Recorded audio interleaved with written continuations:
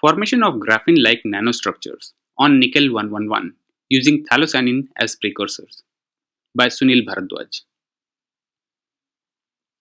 Phthalocyanines are the large macrocyclic organic compounds containing 4 benzene rings attached to 4 pyrrole rings.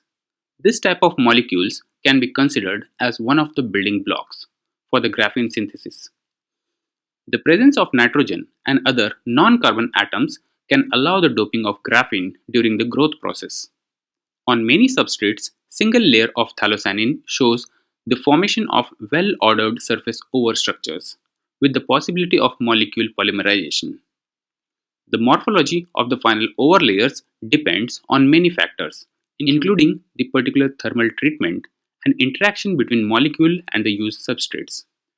In our experiment, we have used metal-free hydrogen phthalocyanine and iron phthalocyanine. The procedure for both precursors were same. They were evaporated on clean nickel 111, kept at room temperature. Later, the substrate was annealed slowly, monitoring the change in molecular band structure by in situ valence band spectra, up to when the spectra showed some modifications. The valence band spectra of hydrogen phthalocyanine on nickel shows 3 bands at 3.8 electron volt, 6.3 electron volt, and 8.8 electron volt. These bands have major contributions from carbon 2p orbitals. Biderman et al. Have already accounted for these peaks with the different molecular states of the phthalocyanine molecule. The thickness calculated from XPS peaks of carbon and nickel indicates that the molecule coverage is more than one monolayer. When sample is annealed at temperature 210 degrees Celsius, the molecular peak starts disappearing, and around 310 degrees there is presence of a new peak at 9.7 electron volt, which increases with increase in temperature. When sample is kept for one night at 370 degrees Celsius, the molecular peaks disappear completely, and the peak at 9.7 electron volt becomes more intense. This spectrum reflects that of a single layer graphene, but at lower coverage. This peak is due to the formation of graphene on the surface of nickel.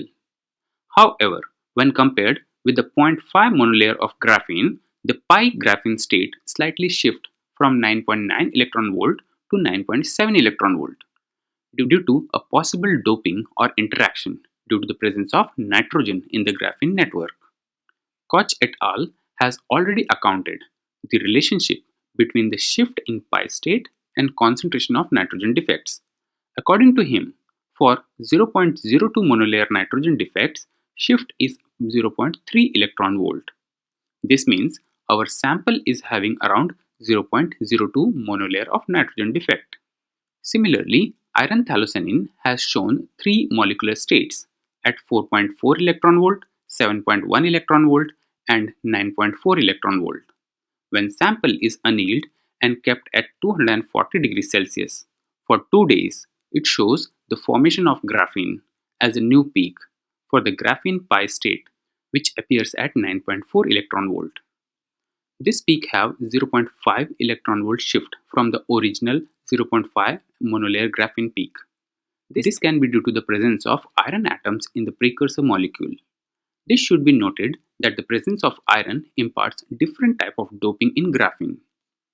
Also, it was reported that if the shift in pi state of graphene is towards the lower binding energy, then more defects are pyridinic, and if it is on higher side, then majority of defects are substitutional. And in our case, the shift is towards lower side, indicating the majority of pyridinic defects. It's obvious that the molecule have nitrogen in the 5-membered ring, and at the low temperature, the breaking of ring is little difficult. So, the ring gets fused inside the graphene network, creating higher pyridinic nitrogen defect. This is also seen in nitrogen 1s spectra for hydrogen phthalocyanine and iron phthalocyanine, where only 2 peaks are visible, 398.3 electron volt for pyridinic and pyrrolic nitrogen, and 399.3 electron volt for azonitrogen. Other peak reported at 400.6 electron volt for graphitic nitrogen is not seen here. After annealing, it seems that the azonitrogen is decreasing to 21%, while at the same time nitrile peak at 397.1 electron volt comes out.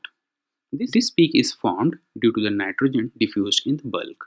So, most of the molecular azonitrogen is broken and diffused into the bulk, while the nitrogen of pyrrole remains intact and gets embedded in graphene network. And similar behavior was seen in iron thiocyanin, where azonitrogen is decreasing and pyrrole nitrogen is increasing. This can be because during the formation of graphene, the free nitrogen gets involved, making more of pyridinic defects. If we see the carbon 1s spectra for hydrogen thiocyanin, there are two distinct components for benzene and pyrrole carbon at 284.3 electron volt and 285.7 electron volt, and their peak intensities are 74 and 26%, which correspond to 6 benzene carbon and 2 pyrrole carbon in the molecule in agreement with the literature. After annealing, there is new peak appearing at 283.3 electron volt, which corresponds to carbide peak. This carbide is formed due to molecule breakdown or due to segregation from the bulk. Also, the intensity of benzene peak or the graphene peak increases. This means the segregated carbide now increases the graphene coverage by attaching at the corners of the molecule, embedding the defect sites of the molecule in graphene matrix. Similar case is observed in case of iron thiocyanin molecule, where the initial intensities of benzene and pyrrole carbon is 75 and 25%, similar to hydrogen thiocyanin. And after annealing, the intensity of benzene or graphene carbon increases. Also, carbide formation is observed. In this case also, the peak intensities are almost similar to that of hydrogen thiocyanin. And finally, if we see the iron 2p spectra of iron thiocyanin molecule, it seems that iron was in plus 2 state, as the peak appeared at 709.3 electron volt. But after annealing, peak is shifted to 707.3 electron volt, which indicates the formation of alloy with nickel. So, we can conclude that low temperature graphene growth is possible with macromolecules like thiocyanin. Hydrogen thiocyanin starts breaking at 310 degrees Celsius and iron thiocyanin breaks at 240 degrees Celsius. Graphene formation by polymerization is a slow process and it takes almost 2 days to complete reaction. Simultaneous nitrogen doping can be done with pyridinic defects in graphene matrix, and iron cannot stay in the matrix and forms alloy with nickel. So that's all. Thank you so much.